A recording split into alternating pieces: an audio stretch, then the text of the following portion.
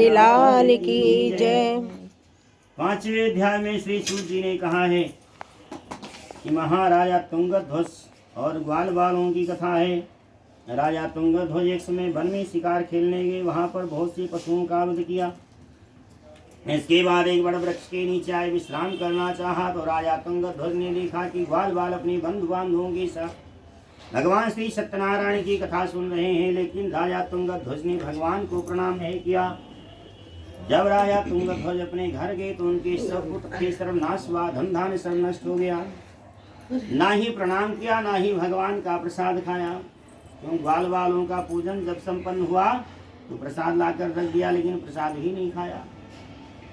तो उस समय जब भगवान विष्णु फिर से रुष्ट हो गए और जो घर में धन संपत्ति था सब नष्ट हो गया। एक नहीं, दो नहीं, 100 पुत्र थे, सब नष्ट हो गए। तो उस समय राजा तुंगध्वज ने विचार किया, सब भगवान की ही माया है, सब कुछ वहीं कर सकते हैं, मुझे वहीं जाना चाहिए। राजा तुंगध्वज ने वन में आकर के ग्वाल बालों के साथ भगवान विष्णु को साष्टांग दंडवत किया। और जब साष्टांग दंडवत करता आदमी तो सारी माया छूट जाती है, कहते हैं कुछ नहीं मेरे पास। और उस समय ग्वाल बालों के साथ भगवान विष्णु को उनका पूजन किया। जब पूजन किया तो भगवान भी संतुष्ट हो गए, तो उनके 100 पुत्र एवं धन धान्य की रक्षा हुई। इसके बाद श्री सूत जी कहते हैं कि भगवान श्री सत्यनारायण व्रत कथा को जो पढ़ता है, जो सुनता है, उसके समस्त दुख नष्ट हो जाते हैं। दरिद्र धनवान हो जाता है, बंधन में पड़ा हुआ व्यक्ति बंधन से मुक्त हो जाता है, डरा हुआ व्यक्ति भय से मुक्त हो जाता है।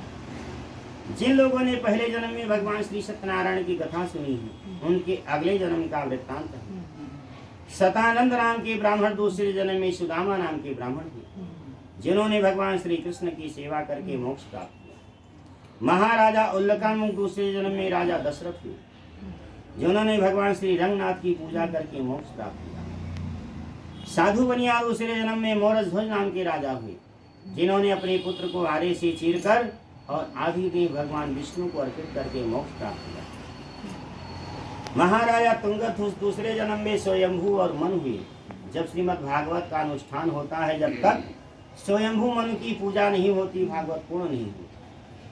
और जो ग्वाल बाल थे सब ब्रजमंडल में निवास करने वाले गोप थे, जिन्होंने राक्षसों का संहार करके भगवान श्री कृष्ण का शाश्वत भोग धाम प्राप्त किया। इस प्रकार श्री स्कंद पुराणे रेवाखंडे शोतशौनक संवादे बोले पंचमोऽध्याय श्री सत्यनारायण भगवान की जय। श्रीमन्नारायण नारायण नारायण नारायण नारायण नारायण नारायण नारायण नारायण।